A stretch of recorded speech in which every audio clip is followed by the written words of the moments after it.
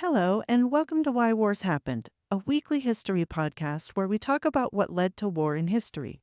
I'm your host, Emily Ross, and today we're going to be discussing the things that led to the American Revolution with a focus on Virginia this season. Okay, so where we left off in the last episode was that the colony of Virginia was at peace with the natives. The colonists were now free to leave the protective walls of their towns to plant food and tobacco without the fear of attack. The colony had tried to make other things like iron and glass and other supplies that England desperately needed, but it ended in failure every time. The one thing that was able to be made was tobacco. It was growing everywhere. It became the largest source of income for the colonists and one of the largest sources of income for England. There was all sorts of drama between the king trying to limit how much tobacco the colonists could bring to England and the colonists deciding that they were going to sell their tobacco to England's rival, Holland, which the king wasn't very happy about. Meanwhile, while all of this was happening, James had canceled the Second Charter of Virginia, and in 1612 he granted a third charter. The third charter had a lot of the same things as the other charters, but this one declared even more land for the Virginia Company and allowed the company to hold a lottery to raise money in England. News of the drama and cruelty in Virginia reached the people in England, and it made the colony seem like a terrible place. It also made the Virginia Company look pretty bad. This meant that the company had a hard time getting people to give them money. They needed money to send more colonists and more supplies to Virginia. But by this time, Virginia seemed like such a bad idea that the company even had a hard time collecting money from people who already owed it to them. So a few years later, in 1619, they sent a new governor over to Virginia with instructions giving the colonists the right to create a government where they would elect representatives. The idea of establishing democracy like this in Virginia was so they could try and reverse the bad image that people in England had of them. The instructions that gave the colonists this right to elect people is sometimes called the Magna Charta, or the Great Charter. It's a joke that references the Magna Carta in England. The Magna Carta was written in the 1200s and took power from the king and kinda gave it to the people. So that's the joke. People really did see this document as a kind of 1600s Magna Carta, since it gave them rights to elect representatives. The group of people elected as representatives would be called the House. Another smaller group of people would be chosen by the king. This smaller group was called the Governor's Council, or sometimes just Council. Usually, the king was too busy to get involved with choosing this or that person, and he was a whole ocean away. So the governor was the one who often chose the members for the Governor's Council. Together, the House and the Council were called the Assembly. So part of the Assembly was elected, and part of the Assembly was chosen by the governor. The governor sat at the top. He had the power to say no to any laws the Assembly wanted to pass, just like our governors in the United States do today. This is very similar to what they had in England with England's parliament at the time, so it wasn't that crazy. But it was super important because now the colonists could vote. They had a small say in their government. No longer would presidents of the council or cruel governors rule over them with an iron rod. They could also create laws so long as the laws they created didn't break the law in England. Remember, they were considered full-on Englishmen, the same as though they were in England itself. This is important to the American Revolution because it's the basis on which the colonists said the king was depriving them of the rights that they had as Englishmen. And we'll get to that. The document allowing elections didn't come from the king. It came from the Virginia Company itself. We can imagine that with all of the problems King James was having with Parliament, he in no way wanted another Parliament in America. Remember that James had literally written the book on the power of kings. It said that the kings ruled over its people and Parliament had to bow down to him. This was such a strongly held belief that when James felt Parliament wasn't bowing down to him, he had a habit of dismissing them entirely and ruling without them. James wanted the colony to depend on him and send money to him. Now the colonists were going to have to pay salaries to the elected representatives instead of sending that money to England or to the king.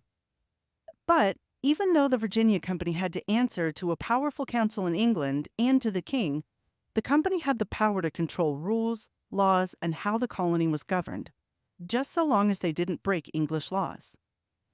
James didn't like all of this democracy one bit. He even said that the meetings of the Virginia Company were basically schools where they taught Parliament how to commit treason. But he didn't have a choice.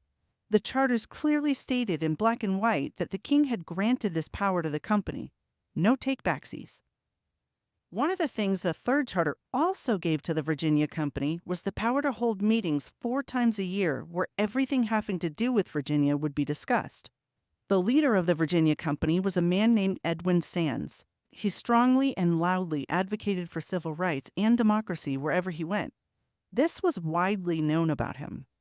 James was well aware of Edwin Sands. He thought Sands was worse than the devil and called him his, quote, greatest enemy. So back to the colony for a moment. The instructions for the new governor of Virginia contained some other things that he was supposed to do. A few weeks after the new governor's arrival in the colony, he got to work on doing all of those things. The new governor issued proclamations for everyone to see that every colonist who had been suffering under the punishments of the former cruel government was now free of that punishment.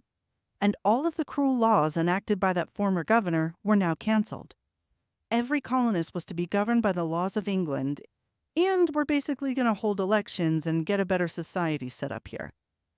These instructions can hardly be overhyped in their importance. They were so important because it established the first form of democracy in the New World. It also created a government that would eventually be strong enough to resist the English Parliament and the English throne. The colonists weren't there yet, but it would get there. It's also important to our podcast because despite what it may sound like, this isn't a podcast about Virginia. It's about the things that led to the American Revolution, and right now we're just focusing on Virginia. So these instructions are important to the American Revolution because in just a few years after this, Virginia was pulled from the Virginia Company and the company was shut down forever. Control was given to the English government. When this happened, it became an official royal colony and not a colony owned by a company. When the colonists needed to come up with a government that would now be in place as a royal colony, the system of elected representatives was already well established and strong in Virginia. It made sense that this type of government would be the government that would continue. If those instructions hadn't told the colonists that they could elect people, and if there hadn't been any elections, it might have remained that there were no elections when Virginia changed to a royal colony.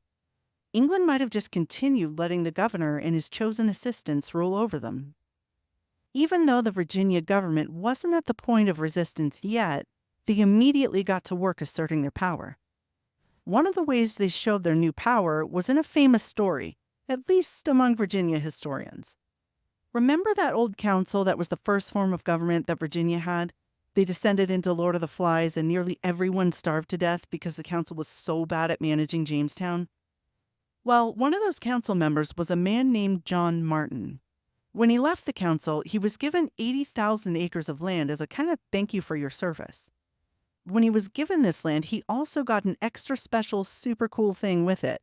He was granted the ability to not have any of the laws of Virginia apply to him or anyone else who lived on that 80,000 acres. Pretty cool, huh? Maybe at first, but it came back to bite him.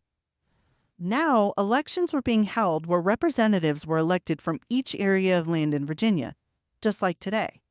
So in strolls John Martin with his big piece of land and 2 people elected from that land. And he says, "Hello, fellow colonists. These are my representatives. Show them to their seats, please." And the assembly said, "Sure, no big deal. All you have to do is give up that little tiny thing that says you don't have to follow any of Virginia's laws. I mean, it's not really fair if you vote on laws that you don't have to follow, right? Am I right, John? That would be ridiculous and a complete mockery of this whole thing." Well, John Martin refused to give up the right to not follow those laws.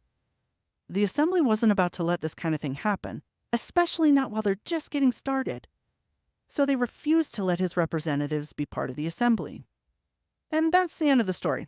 Not much of a dramatic piece, but it just goes to show that the assembly knew that it had power and they wanted to make sure things were done right. The elections had begun in 1619, and Virginia became a royal colony 6 years later in 1624. We'll get to how that happened in a later episode. But that's 6 years of experience that the colonists gained in how to run an elected government. The assembly passed all sorts of laws. They passed laws about how to interact with the natives, how to deal with public drunkenness, and laws stating that every family had to plant 6 mulberry trees and corn enough to feed themselves, plus an extra barrel of corn each year. One of their laws said that you couldn't be idle, meaning that you couldn't sit around not contributing anything to the colony. That may seem like it has its roots in Puritan Christianity, and maybe it does to a small degree, but we have to remember that most of the colonists making these laws had been there when the colony nearly starved to death. One of the reasons that just a few years before this, people had been literally digging their own graves and laying down in them to die and boiling shoes to eat, and almost everybody starved to death, was because some early colonists thought that their position in society put them above physical work like farming and hunting. They sat around and let other people work. That was just one of the reasons. We discussed some of the other reasons in earlier episodes, but that gives us an idea as to why a law saying you couldn't just sit around and not work was so important to the assembly. There's one story about this guy who was just hanging around, not working and just being idle. Big no-no. So they rounded him up and gave him to a master. This guy, servant we'll call him, tried to start a love relationship with a female servant in his master's house, and it was causing all sorts of problems for the master and his wife. Then this guy, servant, starts spreading a bunch of rumors about his master, basically trying to ruin his reputation, ruin his life, and falsely accusing him of a bunch of things.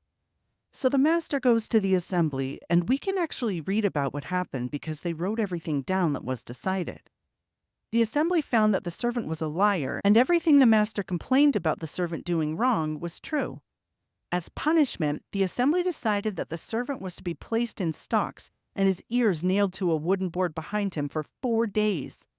And he was to be publicly whipped for 7 days. Pretty freaking brutal. But the assembly wasn't messing around. They were in charge, and everybody was going to know it. The only thing the assembly couldn't do was pass any laws that broke laws in England, broke the rules given to them in the charter by the king, or broke the rules of the instructions given to them by the Virginia Company. That was it. Everything else was wide open for them to control. Even though the assembly and the governor ran the colony, it was still very much owned by the Virginia Company. The Virginia Company could tell them to stop doing something, and they'd have to listen. They could also tell them to do something, and the assembly would have to do that as well. The other thing the Virginia Company could do was that it could cancel any laws the colony passed, even ones that the assembly and the governor had both approved. All of this is good and fine, but we're about to get into the most important power the assembly had. The one thing that remained at the center of the issues with Britain 157 years later. Taxes. The assembly had the power to charge taxes. The tax money would be used to pay for public things like roads, jails, and the salaries of government officials. The assembly was the only group that could tax people. Sometimes the governor tried to take this power into his own hands, but he was never successful. One way he did this was by trying to charge fees for things. He did this without the approval of the assembly, but the fees gave him such a small amount of money, and the assembly protested so strongly against this that he dropped the whole thing and stopped trying to charge fees. So right from the start, there was a push and pull for power between the assembly and the governor. However, remember that the assembly was 2 parts. One was the elected representatives, and the other was a group of people chosen by the governor, or sometimes by the king. That group was called the Governor's Council. The governor was usually born and raised in England. He didn't always know the complicated ways of life and how things worked in Virginia. So when a governor was appointed by the king and sent over from England, he arrived and usually relied on advice from the Governor's Council. The governor still controlled the military in the colony, and he could still cancel laws. He had complete control over which laws could pass and which laws couldn't pass, just so long as they didn't break the law in England and the Virginia Company or the king didn't tell him no. He also decided who could be the judges, the police, and council members themselves. So he may not have arrived in the colony knowing a lot about it, but he certainly had a lot of power over it. And remember that the governor was chosen by the king. So the people the governor chose to sit on the governor's council were loyal to him and intensely loyal to the king. They were members of the upper class and usually had tremendous wealth. Very different from the elected side of the assembly, who represented farmers and the lower classes. This made it really hard for the elected side of the assembly to get laws passed that might anger the king or might go against the governor. On the bright side of this, it also made it hard for the people to completely overrule the government. The colony of Virginia had already seen Lord of the Flies and what happens when people too easily can kick people out of power. It became mob rule and everything descended into death and starvation. This was a balance, a push and pull of power where the lower classes had some and the king and governor had some. Eventually, the council would become much more powerful than the elected side. This became a more intense struggle between the people and what the people were beginning to see as a colonial government almost entirely ruled by England and the people it chose to rule them. England's rule over the colony would become even more obvious in the coming years. That's all for today. Thanks for tuning in. Join us next week when we discuss how the Virginia Company was shut down forever and Virginia became an official royal colony. Subscribe so you don't miss the next episode and comment your thoughts on this episode below. See you next time on Why Wars Happened.